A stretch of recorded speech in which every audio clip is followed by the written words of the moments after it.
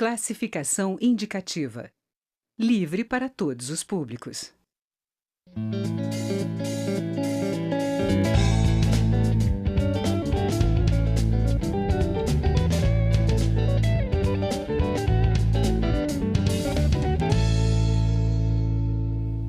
Olá!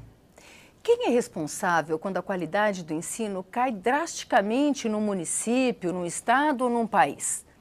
A gente pode pôr a culpa em um administrador ou outro, num prefeito, num secretário ou até mesmo nos alunos.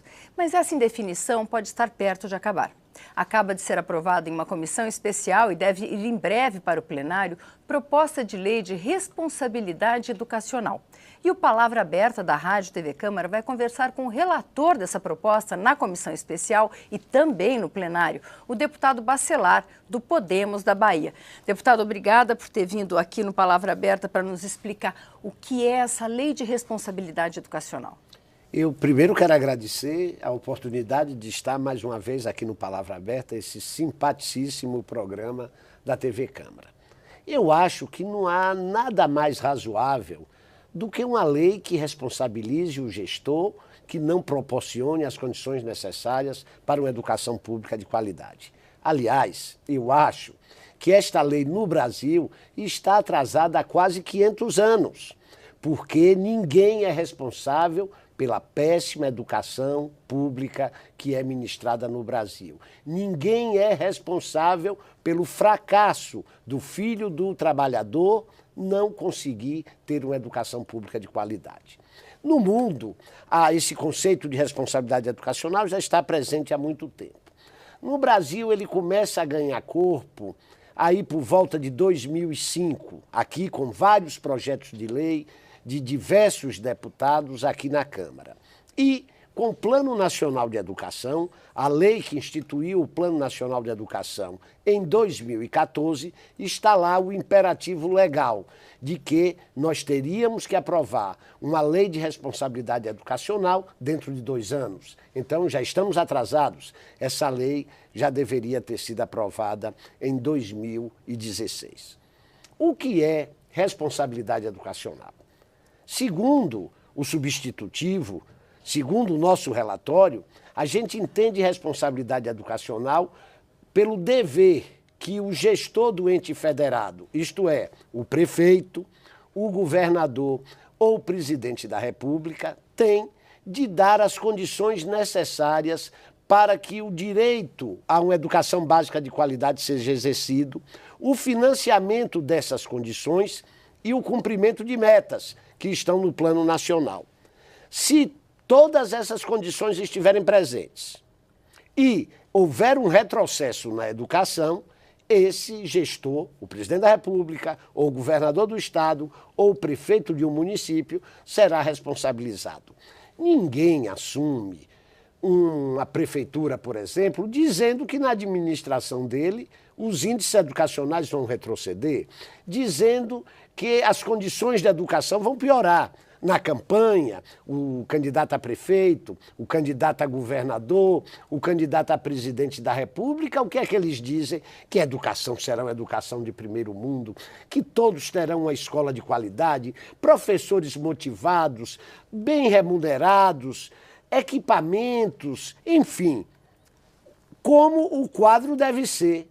E depois não cumpre com isso, desde que haja o financiamento, desde que haja o assessoramento técnico, então esse gestor deve ser responsabilizado. Quais são os indicadores que podem ser usados para analisar se ele está cumprindo ou não essa responsabilidade? A primeira coisa que a lei traz são cerca de 25 itens que não é criação da lei de responsabilidade, são itens que já estão nos diversos diplomas legais, principalmente na LDB e no Plano Nacional de Educação, dizendo como deve ser a escola ventilada, a escola bem iluminada, dizendo que essa escola tem que ter refeitório, dizendo que tem que ter tantas horas de aula por dia, dizendo que tem que ter classes de reforço, dizendo que temos que cumprir o piso nacional do magistério, dizendo que esse professor tem que ser bem treinado, que tem que ter computador, enfim. as condições necessárias para que uma escola funcione. O que no Brasil, somente 5% das escolas públicas atendem. Não sei se quem está nos assistindo sabe, mas 95% das escolas públicas brasileiras estão fora do padrão. Não tem água, não tem sanitários, não tem saneamento, a rede elétrica é um caos, as salas fazem mais calor dentro do que fora, e no dia que chove, molha mais dentro do que fora, não tem bebedouro, não tem água, não tem alimentação escolar.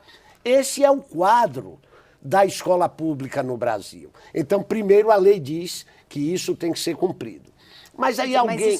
Mas isso o PNE tem todo umas metas a serem cumpridas para chegar a isso. Mas né, eu estou falando, nesse caso, nas porque, condições físicas. Porque se hoje for implantar isso... Mas olha, nós temos os recursos necessários para isso. Temos recursos. A educação brasileira precisa de mais recursos, precisa de mais investimentos e não menos. Mas nós já temos uma soma de recursos muito grande e que, em alguns municípios, eles não conseguem gastar adequadamente. Alguém pode dizer, sim, mas o deputado está dizendo essa escola ideal para a Avenida Vieira Soto, no Rio de Janeiro. Mas uma escola lá no interior da Paraíba. A lei diz que tem parâmetros, que são parâmetros de escolas a depender da rede. Esses parâmetros serão fixados pelo INEP e aprovados pelo Conselho Nacional de Educação. E aí nós temos outros diversos indicadores, indicadores de rendimento, indicadores de frequência, são instrumentos de avaliação que já estão à disposição das diversas redes. O que é que a lei não quer punir ninguém. O que é que essa lei de responsabilidade educacional quer? Ela quer fazer uma ligação entre a gestão da rede escolar, o financiamento dessa rede e a qualidade.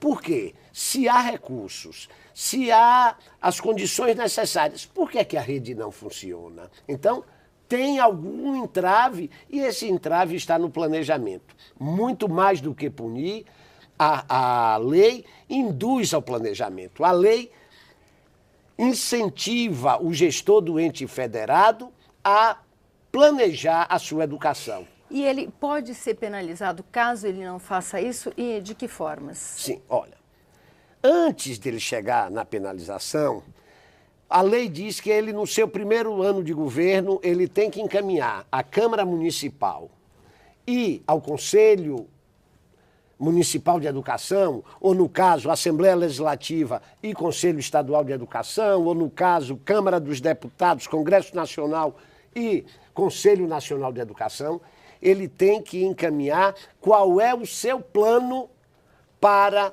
a educação nos seus 4 anos de mandato. Aí, vamos lá, ele vai dizer, eu vou construir 5 creches no primeiro ano. E por alguma coisa, por problemas de tempo, problemas de recursos ou por uma greve, ele não consegue construir 5, ele constrói somente 3. Ele, no ano seguinte, ele vai à Câmara, ele vai ao Conselho Municipal de Educação e vai dizer, olha, nós queríamos construir 5 creches, só construímos 3 por causa disso, disso, disso e disso. Então, ele vai junto com a comunidade, junto com o Poder Legislativo, junto com o Ministério Público, ele vai acompanhando o desenvolvimento da educação. E aí, passaram os 4 anos, ele retrocedeu, a educação no município dele, no estado ou no país retrocedeu, ele será processado por improbidade administrativa. Ele vai sofrer um processo por improbidade administrativa. Deputado, qual a expectativa da ida para o plenário dessa proposta?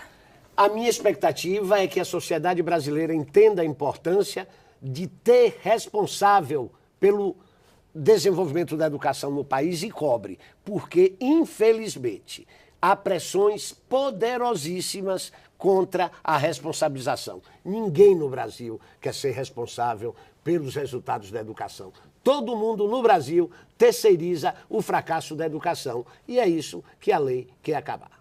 Muito obrigada. Nós conversamos com o deputado Bacelar, do Podemos da Bahia, sobre a Lei de Responsabilidade Educacional. Se você quiser rever ou compartilhar este e outros programas, vá à nossa página câmara.leg.br/palavra aberta. Eu sou Vânia Alves e agradeço sua audiência. Até a próxima.